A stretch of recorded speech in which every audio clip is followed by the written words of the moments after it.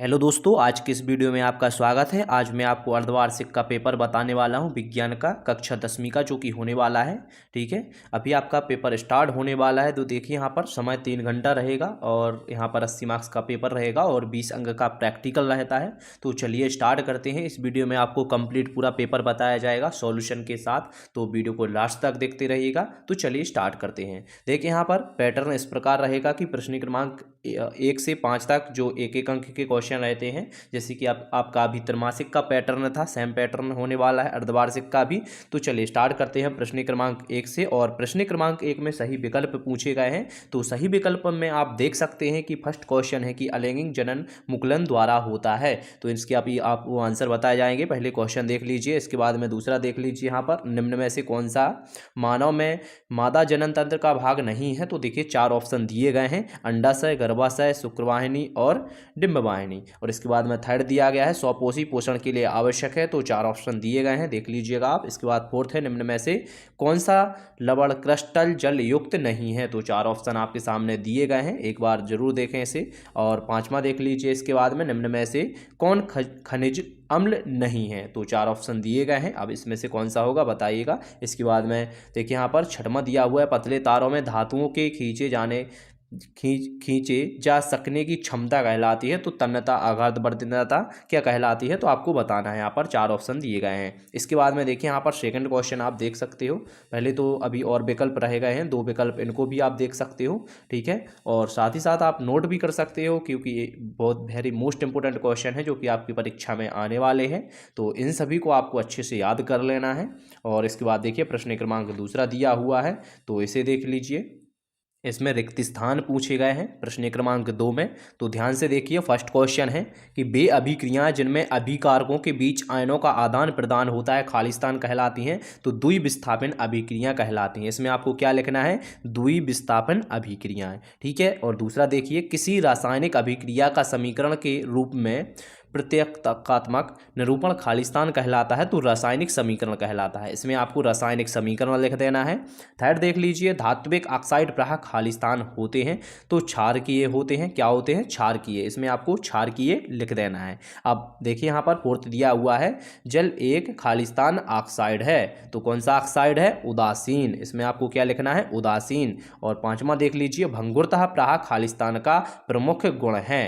तो अधातुओं का गुण होता है, भंगुरता अधातुओं का गुण होता है। और 6वां देख लीजिए, थर्मामीटर एवं बैरोमीटर में खालिस्तान का प्रयोग किया जाता है। तो इसमें पारा का उपयोग किया जाता है। और साथ में क्या होगा? मनुष्यों में खालिस्तान जनन होता है। तो मनुष्यों में क्या होता है? लैंगिक जनन होता है। और देखिएगा इस यहाँ पर पूरे आंसर लिखे हुए हैं, आप इन सभी को जल्दी से नोट कर लीजिए। जो अभी मैंने बताए हैं ये सभी आंसर यहाँ पर लिखे हुए हैं, तो आप इनको नोट कर सकते हो और अच्छे से आपको एक बार याद कर लेना है सभी को। ठीक है, अब यहाँ पर सही जोड़ी देख लीजिए। तो सही जोड़ी काफ़ी आसान सही जोड़ी है। और इसमें आप देख सकते हो, फर्स्ट दिया हुआ है विद्युत के द्वारा अपघटन। तो इसका क्या होगा? विद्युत अपघटन। ठीक है, इसका यहाँ से आपको मिला देना, विद्युत अपघटन। सोडियम क्या होगा? अधिक क्रियाशील धातु होती है सोडियम का। तो यहाँ पर आप इस प्रकार मिला दीजिए। पादप का लैंगिक भाग क्या होता है? तो पुष्प होता है। क्या होता है? पुष्प होता है। अब यहाँ पर अगला देख लीजिए, अलैंगिक जनन क्या होता है?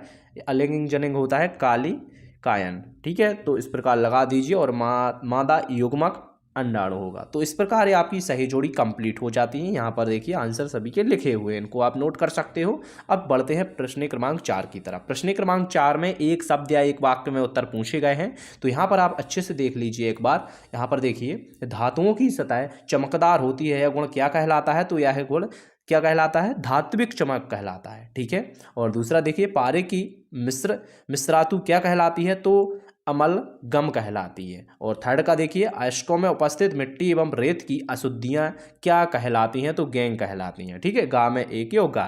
ठीक, इसके बाद फोर्थ देख लीजिए, वायु की अनुपस्थिति में होने वाले श्वसन को क्या कहा जाता है? अवायवीय श्वसन कहा जाता है। 5वां देखिए, पादप के वायवीय भागों द्वारा भास्प के रूप में जल हानि क्या कहलाती है? तो भास्पोत्सर्जन कहलाती है। तो देख सकते हो आप, 5 आंसर यहाँ पर लिखे हुए हैं, अच्छे से आप इन सभी को नोट कर लीजिए। ठीक है, तो इनको जल्दी से आपको नोट कर लेना है, स्क्रीनशॉट ले लेना है और इन सभी को अभी आपको याद करना है। ठीक है, इसके बाद 5वां क्वेश्चन है, तो इसे भी ध्यान से देखिए आप। ठीक है, तो देखिए इसमें पूछा गया है कि श्वसन को ऊष्माक्षेपी अभिक्रिया क्यों कहते हैं, वर्णन कीजिए। अब देखिए यहाँ पर क्वेश्चन एक और बन सकता है कि श्वसन को ऊष्माक्षेपी अभिक्रिया किसे कहते हैं, इसमें पूछा गया है। ठीक है, और 6वां देखिए ऊष्माक्षेपी पूछा गया है, तो हो सकता है ऊष्माक्षेपी और ऊष्माशोषी में आपसे 5 अंतर पूछ लिए जाए या 2 अंतर पूछ लिए जाए, तो आपको इनको अच्छे से याद करना है। अभी इनके आंसर भी आपको मैं बताता हूँ, पहले आप क्वेश्चन देख लीजिए। देखिए 6वां तो हो गया, 7वां देखिए, 7वें में पूछा गया था क्रिस्टलीकरण से आप क्या समझते हो।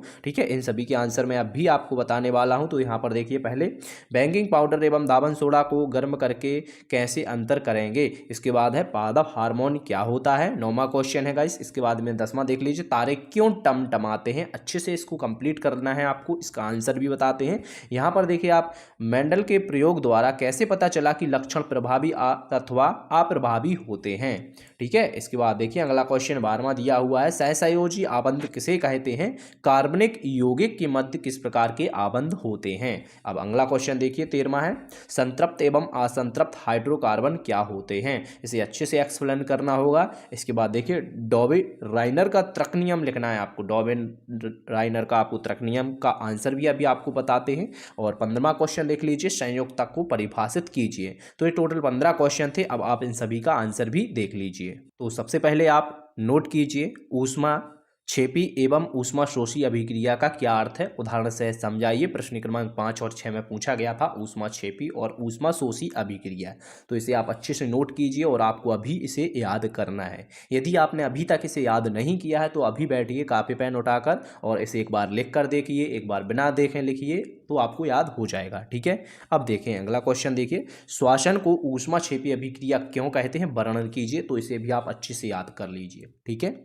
और इसके बाद में अगला क्वेश्चन है, क्रिस्टलीकरण से आप क्या समझते हो, तो इसका आंसर देखिए और इसे आप जल्दी से नोट कीजिए। इसके बाद अगला क्वेश्चन है, बेकिंग पाउडर एवं धावन सोडा को गर्म करके कैसे अंतर करेंगे। तो इस क्वेश्चन को अब आंसर अच्छे से नोट कीजिए पहले तो आप। ठीक है, और इसे आप याद कर लीजिए। ठीक है, और very very most important question मानिएगा आप, इन सभी को महत्वपूर्ण प्रश्न मानिएगा जो कि आपको अर्धवार्षिक में बहुत ही हेल्प करने वाले हैं। ठीक है, यदि आपको अच्छे मार्क्स लाना है तो इस पूरे पेपर को आप कंप्लीट याद कर लीजिए, एक बार बिना देखे लिख कर भी देखिए, और अभी तक आपने जो भी पढ़ाई की थी, जो भी क्वेश्चन याद किए थे अपने सिलेबस के अकॉर्डिंग, उन सभी का एक बार आप रिवीजन कर लीजिए ताकि आपके मार्क्स अच्छे आए। ठीक है, चलिए अगला क्वेश्चन देखते हैं। यहाँ पर दिया हुआ है, देखिए पादप हार्मोन क्या होता है। ठीक है, यही क्वेश्चन था ना अपना। इसके बाद देखिए यहाँ पर बेकिंग सोडा वाला हो गया था ना, अब देखिए यहाँ पर पादप हार्मोन क्या होता है, तो इसे आप नोट कर सकते हैं, ध्यान से देख सकते हो, स्क्रीनशॉट भी आप ले सकते हो। ठीक है, तारे क्यों टिमटमाते हैं, देखिए इस आंसर को आपको इस प्रकार अच्छे से जमा कर लिखना है, तारे क्यों टिमटमाते हैं, 2 या 3 मार्क्स का पूछा जाता है। ठीक है, ये क्वेश्चन, तो इसे आप अच्छे से नोट कर लीजिए। और यहाँ पर देख सकते हो आप, मेंडल के प्रयोगों द्वारा कैसे पता चला कि लक्षण प्रभावी या अप्रभावी होते हैं, इस क्वेश्चन को अच्छे से रट कर जाइए। इसमें जो भी क्वेश्चन है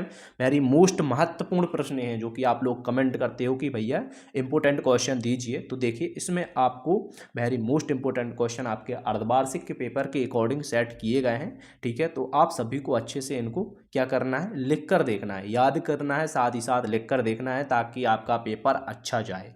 ठीक है, जैसे कि त्रैमासिक का गया था।